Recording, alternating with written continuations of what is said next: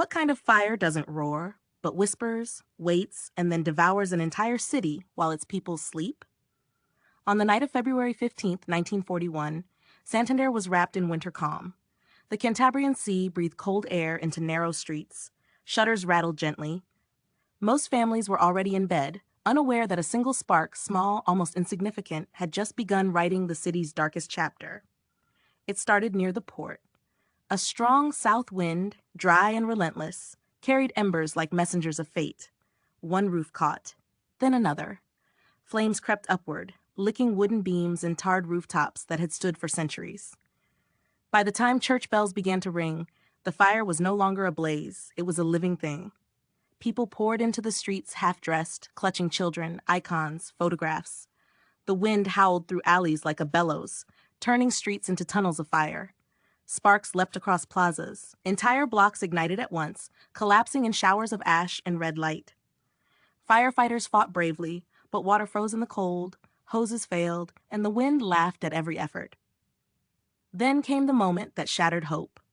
The flames reached the medieval heart of Santander, its historic center, where tightly packed buildings fed the inferno like kindlings stacked by history itself. Ancient archives burned, churches cracked and collapsed.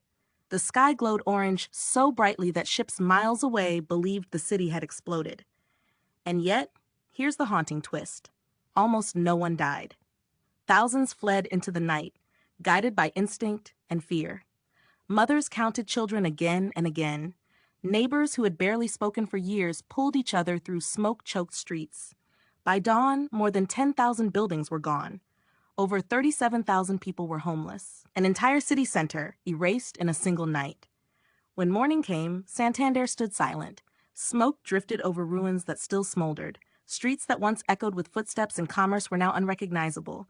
Survivors walked through ash, stunned not just by loss but by survival. How had so many lived?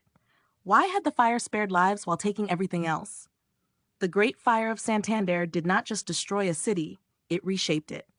Out of devastation came rebuilding, wider streets, new architecture, and a modern identity forged in memory and resilience. But even today, the question lingers in the cold night air. How close does a city come to disappearing before it truly understands what holds it together? If stories like this move you, stories of loss, survival, and human resilience, please like, share, and subscribe. And leave a comment below. What would you save if you had only minutes to escape?